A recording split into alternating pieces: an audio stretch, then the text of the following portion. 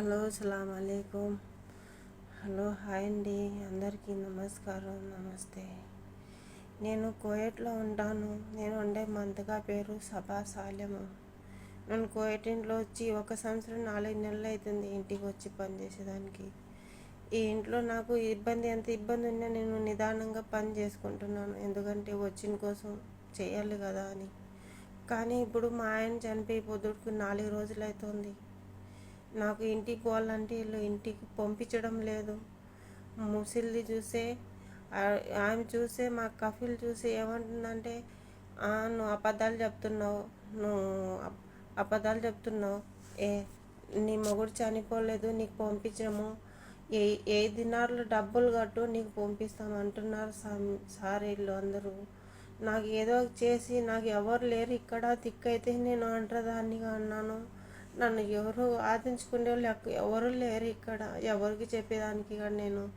నాకు ఏదో చేసి నాకు సాయం చేయండి, నాకు ఇండియాకి రప్పించండి. మా ఆయన చనిపోయినాడు. మా ఆయన చనిపోయి 4 రోజులు అవుతుంది పొద్దుటికి.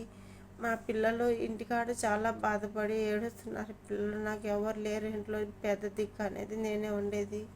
ఏదో బతుకుదీరు కోసం వచ్చాను, నా బిడ్డల కోసం వచ్చాను, ఇల్లు కట్టుకున్నామని ఏదో బాధపడి వచ్చాను బాధల్లో. కానీ మా ఆయన చనిపోతే ఇల్లు పంపించడం లేదు, డబ్బులు కట్టమంటున్నారు. నేను ఎక్కడి నుంచి తెచ్చి కట్టాలి 5 దినార్లు డబ్బులు? అడిగితే టైమా కొట్టేదానికి వస్తుంది, తిడుతుంది, అబద్ధాలు చెప్తుంది అంటుంది. వీడియోస్ ఫొటోస్ అన్నీ చూపిస్తే కూడా అది ఇవన్నీ అబద్ధాలు అంటుంది.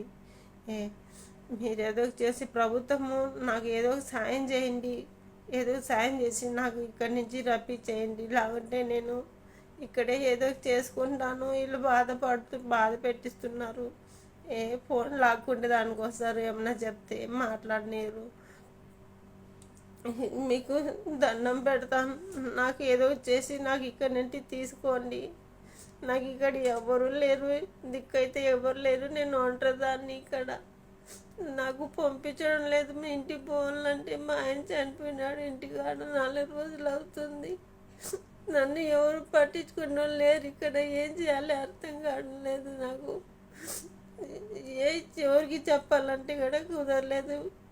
నాకు పంపించమ్మా, నేను పోతాను, ఇంటికి పోయి మళ్ళీ వస్తాను, కావాలంటే ఇంటికంటే అది కొట్టేదానికి వస్తుంది. 3 నెలలు జీతం వెళ్ళలేదు, జీతం కూడా వెళ్ళలేదు, చాలా కష్టపడుతున్నారు ఇంట్లో ఇల్లు. నాకు ఏదో చేయండి సార్, ఈ ప్రభుత్వమే మీరు ఏదో చేయండి. నారా లోకేష్ అన్న, నాకు ఏదో చేసి నాకు ఇక్కడి నుంచి రప్పించన్నా, నీకు పుణ్యం ఉంటుంది. నాకు ఎవరు లేరు ఇంటికాడ, మా ఆయన చనిపోయినాడు, నా బిడ్డలు చాలా బాధపడుతున్నారు, నా బిడ్డలు ఏడుస్తున్నారు, ఇంట్లో ఎవరు లేరు. ఏదో చేసి నాకు ఇక్కడి నుంచి పిల్లంపించేయండి. ఇది ఇంట్లో ఈ ఇంట్లో మా కఫీలు ఆమె చెప్తే ఆమె నమ్మడం లేదు, అబద్ధాలు అంటుంది. వీడియోలు చూపించాను, ఫోటోలు అన్నీ ఉన్నాయి నా దగ్గర, అన్నీ చూపించాను. కానీ ఇవన్నీ అబద్ధాలు అంటుంది. అబద్ధం చెప్తున్నావు నువ్వు, నీకు పంపించను, 5 దినార్లు డబ్బులు కట్టమంటుంది. నేను ఎక్కడి నుంచి తెచ్చి కట్టాలి 5 దినార్లు డబ్బులు? నా ఇంటికి కాదు, నేను ఏదో బతుకుదిరు కోసం వచ్చాను, అప్పులైపోయి.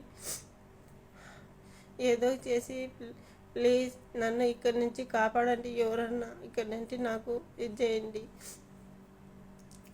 నాకు ఏం చెప్పాలి కూడా అర్థం కావడం లేదు, ఏం మాట్లాడేదానికి కూడా నాకు రావడం లేదు. మీకు పుణ్యం ఉంటుంది, ఎవరన్నా నాకు ఇది చేసి నాకు పిల్లింపించేయండి ఇక్కడి నుంచి.